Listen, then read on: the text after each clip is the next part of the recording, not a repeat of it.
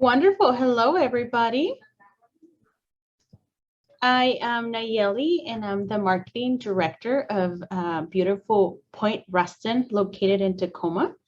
And we have a lovely, brand new, independent assisted living and memory care community. And we're here with Sandra Cook, and I would like to introduce her. She does have a wonderful presentation for us in regards on, when is the right time to move to a senior living? We get that question all the time as marketers. So without further ado, let me introduce you to Sandra Cook. Sandra has, Sandra is a senior living care consultant in the Seattle area. During her 13 plus years in the senior living, she has helped over 800 families when searching for a community for their loved ones. Sandra has played the advocate role in the senior living community, offering free educational seminars to churches, local communities, organizations, financial planners, and senior living communities. So today, Sandra will cover some of the most frequently asked questions, but we hope you participate by putting your questions on the chat. All right, Sandra, take us away. Thank you, Nayeli. Well, hi, everybody. Welcome. As Nayeli was saying, one of my passions is educating the community.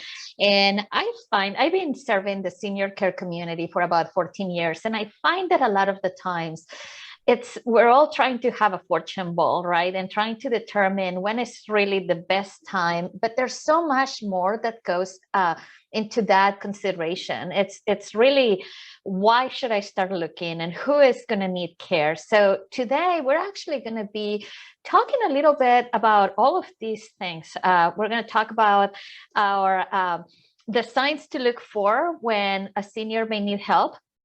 What are some tips to have a practical conversation with those seniors when we are concerned about them?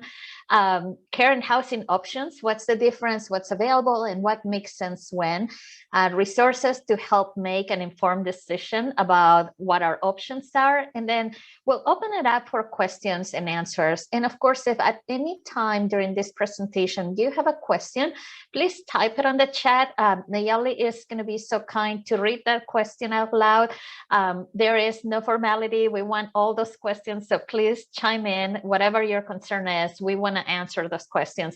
This is going to be a lecture series. I'm calling it more like a living room conversation series, where we hope to have a couple more of these presentations and host other people that have experiences in this industry to tell us what are some of the things that we're doing right or we're doing wrong when we are searching for a community. So let's start with the signs that a senior may need help. There's so many things, right, that I see myself as an adult child, and I tend to ignore so many of those signs because I say, oh, my mom has always forgotten where her keys are. Like, I can tell you a story. I think I was 13 years old and my mom must have been mid-40s. And she would say, I can't find my keys and I keep losing my keys, right? And some of that is normal aging. And now, of course, at age 40, that shouldn't be normal aging, but we all do it, right? We forget where our keys are, we forget where our phone is.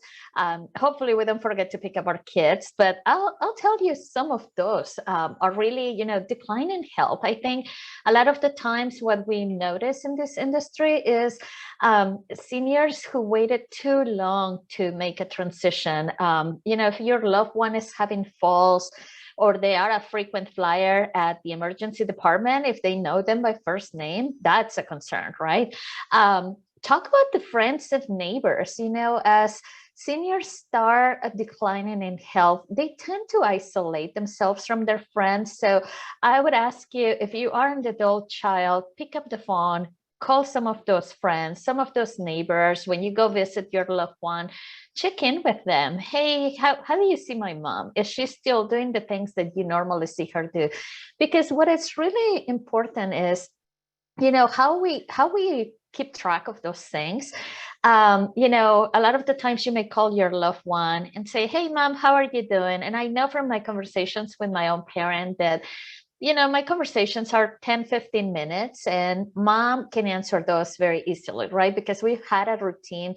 We've done this quite often where, hey, mom, what did you do today? And she'll tell me something, and whether that's true or not, I'm not there really to witness that. We were talking about, memory loss, forgetting the keys may be normal, but maybe that wasn't normal for them, right? But what about, forgetting to turn the stuff on? What about forgetting where they were driving? I had one case one time many years ago where I used to work at a community, and we had a resident who moved in with his wife. And the resident, who was very independent with his wife, ended up at the hospital, and the wife presented pretty well. Nobody knew she had memory loss. And all of a sudden, she drove away in her car that she used to drive, and she ended up 20 miles away. She didn't know where she was, and she ended up just having to call 911 because she was completely lost, right? Look at their mail. Are they paying their bills? Is the mail piling up? Are they maybe making a lot of donations? Fraud is something that happens a lot with the elderly population. So I would ask for to check what their finances are. If your loved one has a financial planner, have that conversation, and have those conversations early with your loved one to ask, can we have a meeting with our financial planner, with your financial planner, right? Can we help you pay the bills? Or do you need a bill paying service? That, believe it or not, is actually something that helps a lot of seniors continue to feel that sense of independence.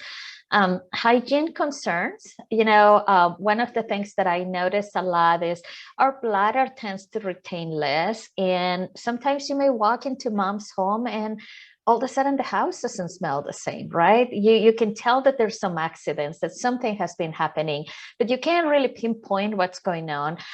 Maybe they are starting to hide some of those clothes because they're embarrassed of what's happening. Medications may not be taken correctly. Sometimes we find that people say that they're taking their medications, but then all of a sudden you go and the bottle still has the 30-day supply, or they say, oh, I forgot today, but tomorrow I'm going to take twice as many. It doesn't work that way. The home is not kept, it's not clean, or they are defaulting to some hoarding habits. They may not be able to drive safely. I always used to say this with my mother-in-law: if I can't trust her driving my kids around, I shouldn't trust her driving around the city, right? So, and we can talk a little bit more about this in a moment. And then the case that I was saying earlier, right? When one spouse compensates for the other. I've had so many families that say, oh, my mom is the eyes and my dad is the brain. And what is your plan B for when something happens to one of them, right? Nayeli, is there a question? Thank you. Yes, one of the main question I always get asked, when is the right time, right? I need to know what age. Well, we know it doesn't work like that. Yeah. But what will be a good answer for those family members that they can see the struggles and they can see their parents going downhill, but the parents are pushing back? What would you recommend? How can we act and help these families address this subject of, maybe it's time for retirement community? Yeah. Having that conversation early in the process, it's the ideal, right? But let's face it, not a lot of us grew up in a culture where we talk about aging. In fact, most of us don't, right? Like, we all assume we're going to get to our golden age and we're going to be in retirement and we're going to get to enjoy all the things that we worked so hard for. And guess what? How many stories do we have, Nayeli, of people that get to finally retire and all of a sudden there's a diagnosis for chronic illness or something, and all of those plans that they had in place are forgotten, right? It's sad. And I think, having that practical conversation, it's important, right? So I'll tell you one of the things I've heard it throughout my many years. Oh gosh, we all of a sudden become the parent, right? And I think there's some sensitivity to that. As a parent myself, I would tell you if my kids came and told me what to do, I would say, you know, nothing. I've lived so many more years than you have. Mhm. And I want to be taken into consideration, right? I want my kids to honor my wishes. So I would say, listen well. You need to have a grounded conversation and find out what their wishes are and what is really important, right? Consider the amount of autonomy. You know, social environments are not for everybody. I'll tell you, I'm in sales and I often come home and I tell my family, I don't like talking. And they're like, what are you talking about, mom? You talk all day long. I'm like, yeah, but I do that at work. So when I get home, I just want to relax. I want, you know, I'm a Cancer. I want quiet, peace and quiet, right? Like, don't tell me I have to get up at certain time or something. So what is the right balance for them? And then we're going to get into the financial part, right? Because what we all want to do versus what we get to do may be a little bit different. So some of those tips would be start the conversation early, you know, plan before there's a crisis. You know, yes, by the time sometimes when we get a diagnosis of cancer or dementia, we are reactive. We are, oh my gosh, we got to do something, right? Like, and it's got to be done right now. Why do we do that? Why don't we start changing that conversation to start earlier? You know, like I have a 13 and a 7-year-old kid, and I was telling them the other day what my wishes for end of life may be. And they're all looking at me like, Mom, oh my gosh, stop talking about it. But I said, I want you to do this, right? Like I want you to feel okay when the time comes for me to move to a community. I want that, right? I earned that. So we'll talk more. But with the pros and cons of moving, you know, I have a lot of families. I would say probably 99% of the seniors that I have helped, and I've helped over 800 families, all of them. I mean, I think I probably have had 80 families that the parent actually said, I want to look at a community. But most of them said, I want to age at home. I like my home. I work for my home. I live there. I raise my kids. You know, we've been there for 40 years. I want to be in my home, and you are not getting me out of my home. And then we have to understand the financial resources, right? I mean, do we really have the right amount of financial and professional resources to keep our loved ones at home?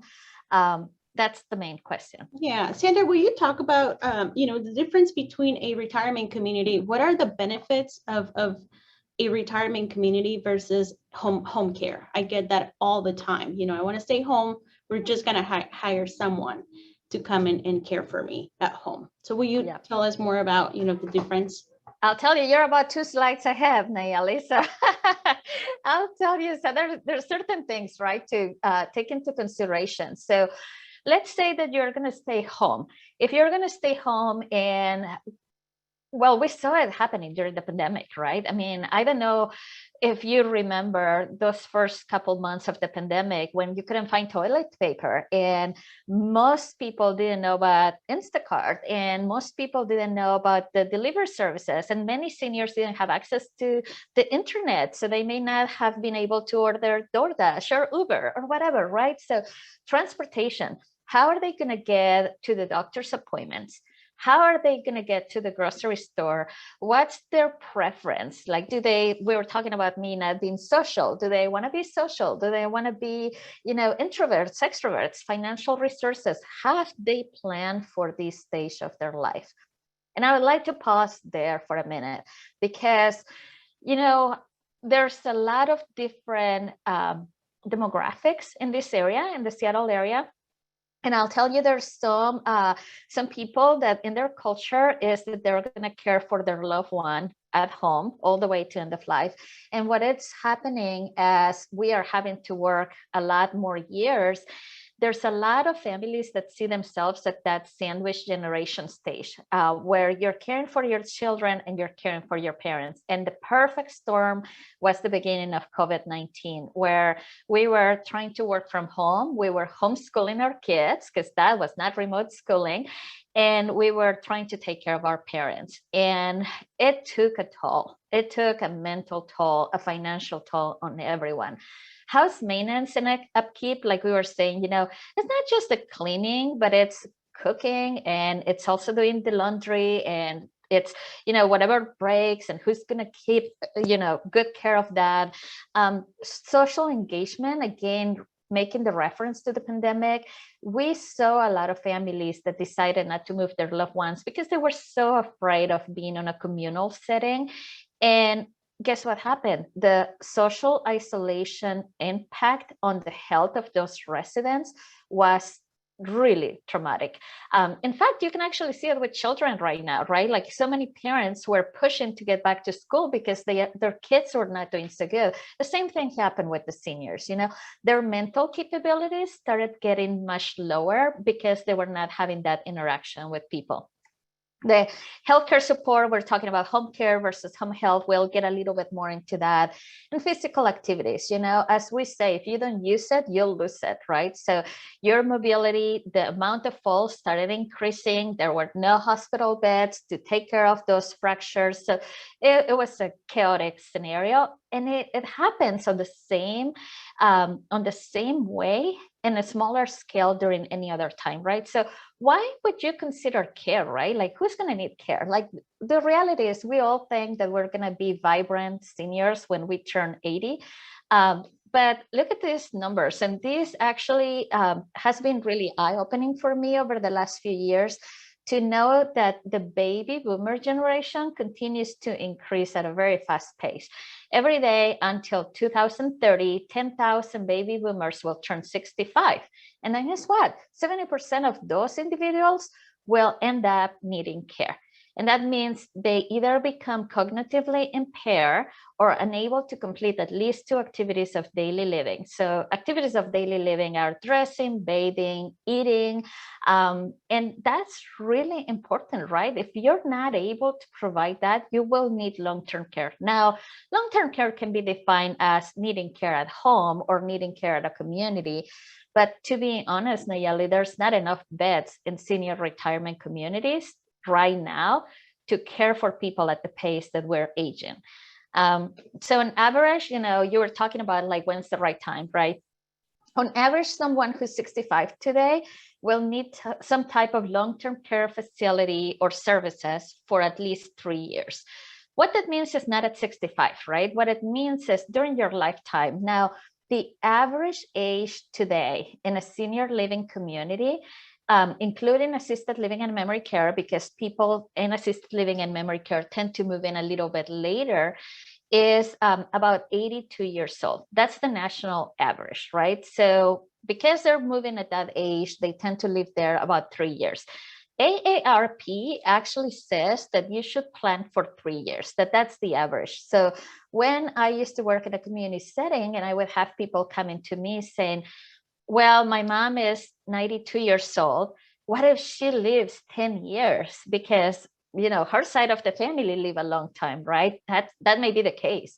But I would say, if today you come in and you have 3 years of private pay finances to live with somebody who provides great care, like you guys, Nayeli at GenCare, then do it, right? Don't go for something where you're going to compromise the care and the lifestyle because you're planning for what may happen in 10, 20 years from now. Now, if you're 65 and you're healthy and you don't have a history or you don't have any chronic illness, then you probably should plan for 10 years, right? But we're living a lot less qualified lives now, meaning, we're not as healthy as we used to be, right? Now, we are living longer, so you have to take that into consideration. And that's why I like to put these numbers from the long-term care groups. GenCare, Genworth, it's a company that provides long-term care insurance, and they tend to run some graphs that we'll see in a couple more slides about what's the average cost of it and who pays for it, right? Women, we are so lucky. We tend to live in memory care longer. And you know why? And I'm going to joke about this a little bit, because when we are married, women tend to be the primary caregivers, right? So that's why men only live in assisted living communities an average of 2.2 years. because we're the ones providing the care for them. But when our spouses die, then women tend to need more care, right? 20% of people 65 years or older will need care for more than 5 years. So as we were saying, plan for your 3 years, but ideally for those 5 years, right? We know people are waiting a lot longer. It started happening back when the recession happened in 2008, that people, because they couldn't sell their homes, they were waiting longer, and their length of life in a community was a lot less than it is today. Now, when it's the right time to consider a move? Well, it depends on the individual, right? If you can afford it and you can benefit from this, then do it early. So what are your needs? Do you have social needs? Do you need somebody to cook for you? Do you want to be on the driver's seat? So for those seniors who are in today's presentation, my conversations with the seniors themselves when they are independent and they're looking for a community on their own is, you have the privilege today to be on the driver's seat. Don't wait until somebody else has to tell you that you're no longer able to live at home, or that you go to the hospital. And sometimes the hospitals will not discharge their patients back home. They will force them at that point to either have in-home care or to go to a community. And at that point, your options may be more limited, right? If I have a community in mind that I love because it's on a specific location or my friends live there, and I wait until a crisis happens, they may be full. And we're just talking about the lack of beds in senior living communities, right? So do I really want that? I particularly am a planner.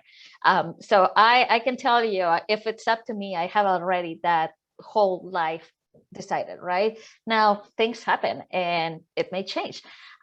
What is your budget? What is your lifestyle? What are your expectations? If you are an adult child, I would ask your parent, right? And they may not be open at it at the first conversation. They may say, I am not going to move anywhere. You're not going to take me out of here until I'm dead.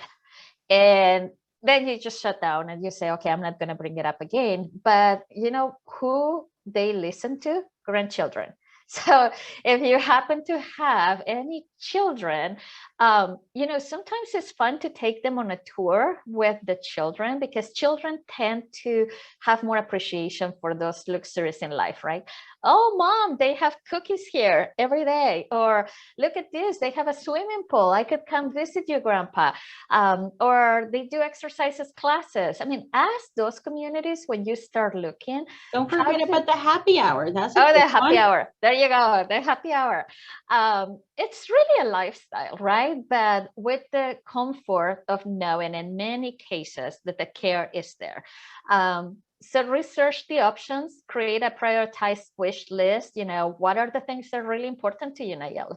What would you like in a community? If you were to choose, do you have space? Do you want space for your office? Because we have a lot of people that, believe it or not, they still move in while they're working. I actually have, at one of the communities I support, I have a resident who just published her 7th book. And she said, I am so happy that I moved, because now I don't have to cook and I don't have to do my laundry and I don't have to do all of these things. Like, she gave me a whole list of things. Now I can focus on writing. I can focus on doing the things that I earn and that I deserve to do. And lastly, visit the communities. Prior to the pandemic, I would say show up to a community without warning. Don't tell them that you're coming. Just see what it looks like. Right now, it's a little bit more difficult because most of the senior communities are still not quite open, or they may ask you, to mask up, especially here still in King County and Pierce County, as well as Snohomish County, or they may ask you if you're vaccinated, right? So you have to do a little bit more of a heads up. But once we're out of this, I would say definitely go and look around. Look online, look at their web reviews too. So you were talking about the differences, right? What are the different things? So we were talking about aging in place and people saying, I'm going to stay home. Well, aging in place in this industry is considered as the capability to age or to live in your home all the way to end of life, knowing that your home could be your home in Redmond or could be your home at GenCare Plain Restaurant, right? That's it. The definition of home here is a wider definition. Aging in place successfully requires planning. You need to be able to accommodate physical, mental, psychological changes that may come down with what happens, when we're aging. And it is important to do a good assessment of the home, right? So we have a lot of families that say, my mom had surgery, she went to a short-term rehab, and now she's coming back home. Luckily, a lot of these senior skilled nursing facilities of rehab facilities will have an occupational therapist that can go. And if not, you should hire a home health therapist to go and do a full evaluation. Is your home accessible? I had somebody one time that had rented a house, and he was on a power wheelchair on a scooter, and he had ALS, and he had gone into this home where he was going to move in, and it was a home in Seattle from the early 1910s. And the home was so narrow, he could not even get to the bathroom. So some significant renovations had to happen for this person to be able to live there. There's a lot of houses here in the Pacific Northwest that are split level homes. Those don't work for aging in place. Ramblers are perfect, but again, anything with stairs, anything where you're gonna have to worry about getting in and out of the bathroom, the shower, all of that stuff. Bathtubs, not the best for seniors in many cases, right? Number one place where falls happen. Bathtubs. Now, what are your options? So when you live at home, you can have care from friends and families. If you have a big family and they're all involved and they have the time, you could rotate, take turns. And I know people that may have 4 or 5 siblings and they're providing care for their parents one day, each one. Then what happens when one of them gets sick? Then all of a sudden, like you're scrambling, trying to find that. Home care agencies. So there's a difference between home care and home health. Home care is private pay, never paid by the government or Medicaid or Medicare. Unless you have Medicaid cops, they do a little kickback, but most people don't qualify for Medicaid. So home care, the average of home care right now, it's anywhere the charges between $20 to $35. I've seen it up to $40 per hour. And you have to schedule it. And many of these companies say you can only hire us for a minimum of 5 hours. So you're already paying $200, on some of those cases per day. They do not include the food. They may include meal preparation. They don't include the food. They do very light housekeeping, and they provide the care, the personal care for the person. But a lot of the other things are not included, sometimes not even driving. Home health care, that is where you can have a qualified nurse or a physical therapist, occupational therapist, speech therapist, somebody to do wound care, and they come in and visit, and it's up to 3 times a week. For the most part, it's paid by Medicare Part A. And they come and they offer, help with something. So let's say, you had a fall, Nayeli, and you just started using a walker and they're concerned about your mobility. So your doctor would recommend home health, and they would come, and they come, like we said, most of their visits are half an hour to 1 hour at the most, but they're not to provide care. They're to provide therapy for a short term. And once you graduate from that therapy, because you have a maximum number of hours, depending on what your plan is, then you're on your own and somebody else needs to step in. Senior center, some senior centers offer a lot of activities. So if you are somebody who's still vibrant and can benefit from that, you could go and spend the whole day at the senior center, given that they're open. And that they have a lot of activities happening, right? You can go play bridge, you can have lunch there. They're very inexpensive, but they do not provide care. In some cases, they do offer support groups at the senior centers, which is a great benefit. And those usually happen once a week. And they offer a lot of classes. So definitely a great benefit for us in Washington State. And then there's adult day programs. So adult day programs offer adult day care, where you can say, hey, I have somebody with mild cognitive impairment. They just need care during the time that I'm at work. So they're going to go from 8 a.m. to 5 p.m. I'm going to go drop off my mom, and then they're going to feed her lunch. They're going to give her activities. And then I'm going to go pick her up, bring her home, and then we'll do dinner.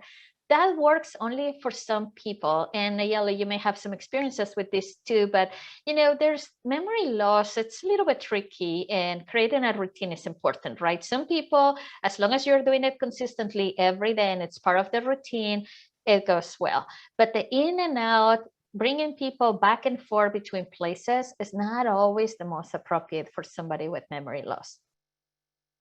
Now, we're talking now about housing options. So there's so many different housing options, right? We start with independent living. So there's some communities that offer independent living where all you do is you have a 55 plus senior living apartment.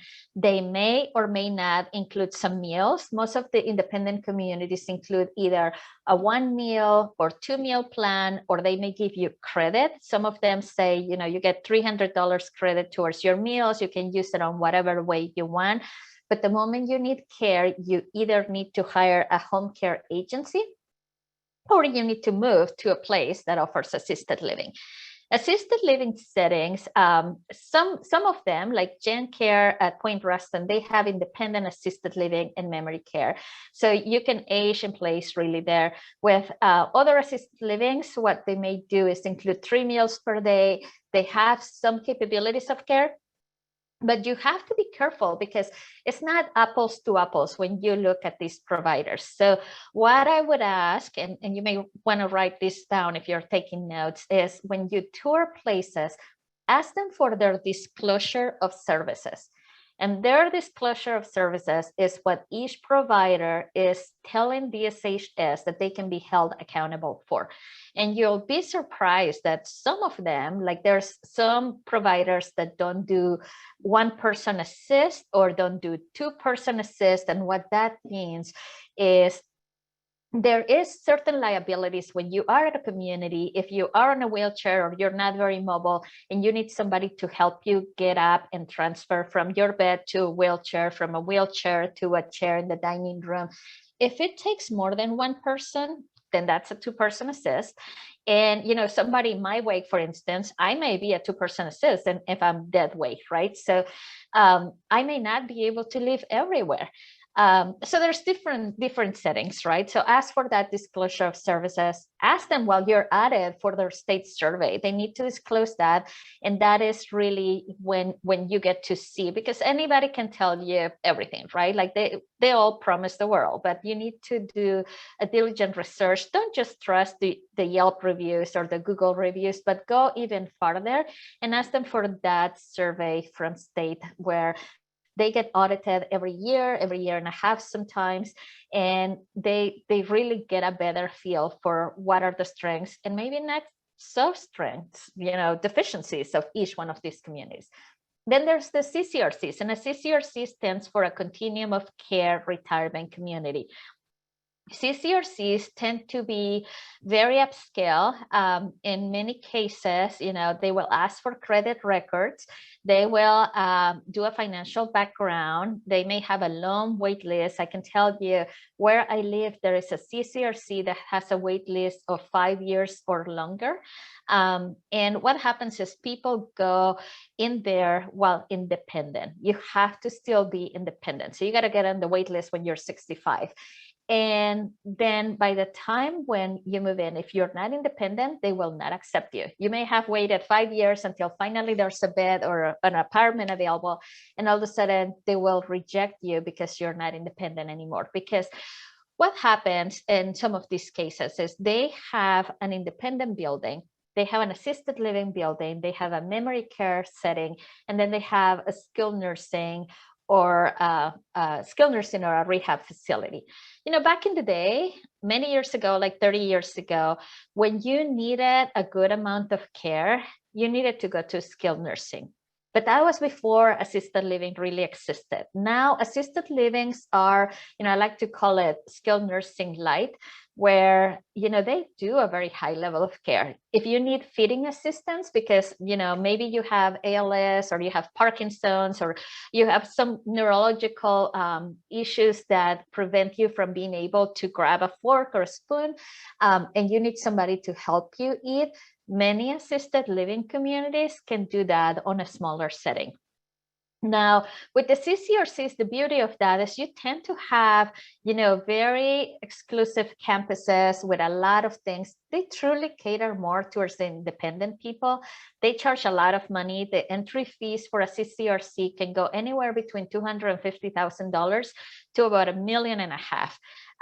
And of that money, in most of the cases, 80% or 90% of it is refundable upon your death or move out. So if all of a sudden you needed care, the peace of mind of people moving to those settings tends to be that they have all the levels of care. But what I have encountered also, Nayeli, is that sometimes when they need the care, they don't have that available. So they may need to move out, right? And at that point, you already paid a very steep fee. Adult family homes, they are smaller settings. So it would be like if I decided to turn my home into a care setting, and you have usually between 5 to 6 residents. There are some, they just approved here in Washington a couple years ago, a little larger setting that it's kind of an in-between where they can have 10 rooms or 10 residents. And it's a great setting for those who are very introverted. And I would say for somebody who is very progressed in dementia, because they don't have a lot of activities. They don't have a variety of meals. They will cook one meal and you get what you get, just like at our homes. But it's a nurturing setting and it's a small setting, right? So there's not one size fits all when it comes to all of these options. And then there's nursing homes. And, I was making the reference earlier about ALS. There are some illnesses as well as some care needs that sometimes are not approved by state, by DSHS, to be living in any of these other settings. And that is, if you need a ventilator, if you need a feeding tube, like a constant feeding tube 24/7, those things can only be taken care in a nursing home. Any questions? You are doing a great job. We're learning a lot with you. Thank you. Well, I just lost my page here. I was going to talk about cost. So the cost of long-term care, and I made a reference, we don't have yet the 2021 GenCare financial study, but they published this on their website. You can go and pull it up. In fact, AARP makes a reference to this particular study a lot. And I wanted to show here in the Seattle area what it costs, right? This is back in 2020, and this is average. So home care, 44 hours a week. The average cost was about $6,000. The annual projection for increases back in 2020 was 5%. But guess what? Everything is so much more expensive now. So I would not be surprised if this number turns into a 10%. Home care, a living caregiver. If you have a living caregiver that it's awake for 16 hours a day and asleep for 8 hours a night, that costs you $15,000 in average.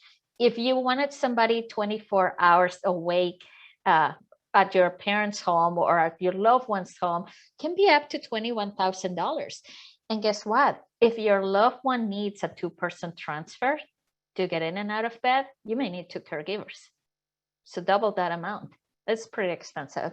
Adult day program, they have some help sometimes from fundraisers that they do. They also have some help from the government. So 5 days a week for about 4 hours a day tends to be around $1,800 per month. This was back in 2020. Unfortunately, a lot of these adult day places have closed down. What I have seen is a lot more communities have started to do daycare at their communities based on availability. So that may be worth a shot too. Assisted living settings in a studio, the average rent and care was about $7,000. So when we were talking at the beginning of our conversation about planning for 5 years, plan about that 84,000 average for 5 years, and then plan on inflation too, right? Because it's going to go up potentially that 5 to 10% per year. That is a good average. I would say, even if you went into a community in a 1-bedroom apartment, as your care increases, you can always downsize, because one of the things that I've always heard, and I've seen it a lot with the families that I've helped, is less is more as you start aging, right? Less spaces for people to fall, less spaces for people to isolate. So really, when it comes to needing more care, truly less is more. Nursing home, I mean spaces, not care. Nursing home, so semi-private room in a nursing home was about $9,700 per month, while a private room was about $12,000. So when you look at what it costs, right? If you were to look at the highest number, because we're wanting to stay at home, at $190,000 a year, that is a lot of money. It is, right? So adult family homes, they're about $7,500. I've seen some being as low as $4,000. I have seen some in the Seattle area be as high as $12,000. So it just depends on what really you're looking for. Now, who pays for it? It's interesting. I've had a lot of people that say, well, doesn't Medicaid pay for it, or Medicare? Who pays for it, right? Because it's not something that historically we're having a conversation about. And that's where I love to educate people. And I do this presentation for a lot of financial planners because they don't even know sometimes. So Medicaid has spent about $101 billion. No surprise why Medicaid is losing funds, right? So what happens, you may ask yourself, why do communities not take Medicaid? And there's very few communities that do it. But here's what happened in the King County area. And I think Pierce County is about the same amount, Nayeli. But the Medicaid funds are very low for care. So when you get approved for care and you go to an assisted living community, if you were to qualify for Medicaid, and again, the qualifications for Medicaid is almost like you only have down to $2,000, right? It's a very low amount of resources that you have to be able to qualify for Medicaid. Not everybody qualifies for Medicaid, and they do look back 5 years. So it's not like I can say, hey, I know I'm going to need care in a couple of years. I'm going to give all my money to my kids. They are going to look back. So it's not that easy to get approved. Now, they only pay about $70 in average for care per day. And I've seen people that get approved for only $40 per day. So let's look at the $70. $70 for 30 days at $2,100 in the Seattle, King County area, as well as Pierce County. You can get an apartment. You can get an apartment with 3 meals a day, and you definitely cannot get an apartment with 3 meals a day, activities included, transportation included, and care included. So that is why, because to provide quality care, there is a really high expense, and you can't cover it with Medicaid. Medicare only covers for either your hospital stay or for your short-term stay at a rehab facility. So if you broke your hip or you had a knee, even knee transplants, none of those work right now to qualify for Medicare. In fact, we're seeing a lot more in the last 3 or 4 years. We have seen a lot more people that have a surgery and get discharged to go back home with nobody to care for them. Very, very high number of readmissions to the hospital because a lot of people tend to fall. So in that case, we can look at short-term stays at assisted living communities or adult family homes. That may be a good in-between recovery place for a post-op procedure. But yeah, Medicare, they have spent billions again, and it's intermittent, not long-term care. The client pays for most of it. 37.4 billion were spent in our nation in average. So about 18.1% of those care facilities were paid by the client themselves. Long-term care insurance, gosh, this is such an amazing benefit. If you have long-term care insurance, use it. I have seen so many people throughout the years that have these amazing policies that pay for life or may pay $300 a day for 5 years or something. And people are waiting and waiting and waiting. And then what happens is they move into a community and they live 6 months and that's it, right? So finding the right time. I mean, we were just having that conversation earlier, right? We don't know when's the right time. Well, we do know when the right time is. The right time is when you can no longer live on your own, cook, get to places, clean the home, when it's too overwhelming, when you are starting to fall, when you have a chronic disease, that's the right time, really. And others, so private and public, $10.9 billion spent in senior care. Wow. Let me go back to the long-term policy. Actually, within the last 6 months, I had a few potential residents that had a long-term policy insurance. They paid for 30 plus years for this fee, and mom's health declined. She started to forget about, paying bills like you mentioned. And guess what? The long-term policy insurance is now canceled. So all that money that she paid, for 30 plus years, it's gone. So the importance of keeping up, right? Making sure that they're paying bills. This is a huge benefit. I mean, that could be probably $500,000 on assisted living care or memory care. So that's so important to look for those signs. Yeah, so true. That's a great conversation, right? And I think part two of this, we should talk about advanced directives. And, we won't have time today, but we can definitely have a second meeting, Nayeli, with some experts about advanced directives. And I think, getting to know your wishes. If you are here because you're concerned about you and it's not for your parent, I would say, have everything in place. I had my advanced directives when I was 25 years old. And I've modified it since then about 3 times, right? But, do you want a feeding tube or do you not? Do you want comfort care or do you not? Do you want, who's going to take care of your children? If you have children, who's going to get your finances? Who's going to be your financial power of attorney? Who's going to be your healthcare power of attorney? And put everything in place, right? Like I look at my husband sometimes, and back when I was 25, and I would say, what if something happens to you? I don't know how to access your insurance. I don't know your accounts. I don't know where you have accounts, right? It's like it starts freaking out and it's so overwhelming. So I would say if we can start, and there's some notebooks actually that can be very helpful that have like, okay, what song do I want them to play at my funeral, right? I mean, to that detail, you don't have to go into all that pre-planning, but if you want, go for it. But yeah, it's really sad. Now, one of the interesting things with long-term care insurance is, well, here in Washington, they had passed that new tax, right, where you needed to pay a certain percentage of your income towards long-term care insurance. And it was a government mandated long-term care insurance that only provides $36,000 of benefit, not per year, total. So if you're going to live 3 years in a setting, that's $12,000 per year.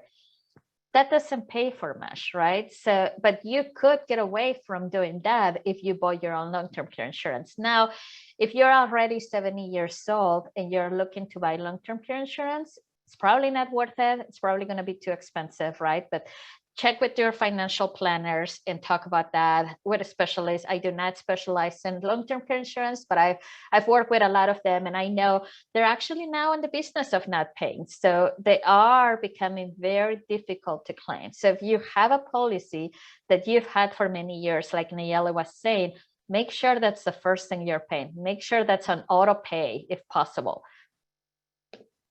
Well, so I was just going to close with a couple things about GenCare. And how are we doing on time? Oh, we got 10 minutes. So I want to I'm just going to go through these very quick. And then, of course, if there's any questions, please put them on the chat.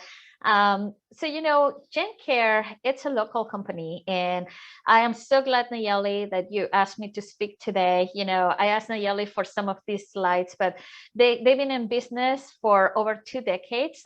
They have really led the way of a healthier life.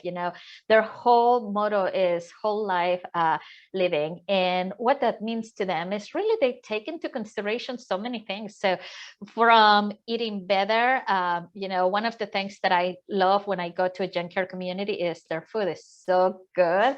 And if you haven't been there for a presentation, Nayeli, you'll have to send us all an invitation to your next event. But, Absolutely. from healthy local source items to gluten-free and vegan. One of the things that I know you guys have done is to try to minimize body inflammation, right? And when we talk about all of those diseases that are caused by inflammation of the things that we eat, the very processed foods that we eat nowadays, gluten is one of those primary ways of inflammation in the body, right? So I am so glad you guys are doing that. Their exercises programs, I was speaking with Nayeli right before we started, and they are going to be doing some exercise classes out there on the waterfront in Point Ruston during the summer that are accessible to everyone. You don't have to live in the community, but it's their way to give back to the community, to help you build strength and be mentally acute, to have more flexibility, to have more balance. So thanks for doing that, Nayeli. They also talk about their Brain Sharp program.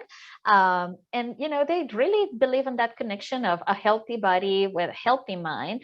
And they do a lot with activities. Their vitality programs, I was really impressed. I mean, they do walks and they keep track and they have a competition, and you guys are doing tournaments and, all of those things that really keep people vibrant.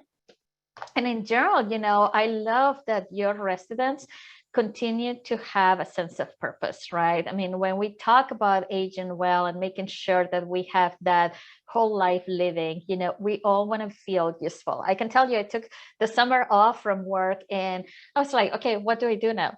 What can I do? Who can I drive to places? Does anybody have any questions about senior living? Because I can help. And I was on my local chat cafes on Facebook, posting stuff, just trying to help families, right? We all by nature need to feel useful at one point. So that was pretty much the presentation today.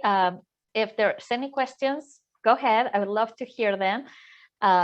I know that, sometimes a lot of the questions don't come until later. So we will be sending the PowerPoint presentation to everyone who attended and RSVP today. Feel free to send that to anybody that you may know. Again, this was the first conversation of these living room conversations, the very basic stuff to know about senior care. And we will be sending information on any other events that are coming up after this. Wonderful. Thank you. Thank you so much. That was a great presentation. We learned great information. I'm sure people are going to have more questions. You can reach out to Sandra or me at any time. And the goal is to educate everybody to make this transition easier whenever it needs to happen. But yeah, thank you. Thank you, Sandra. Thank you, Nayeli. Have a great day, everyone. Thank you. Bye.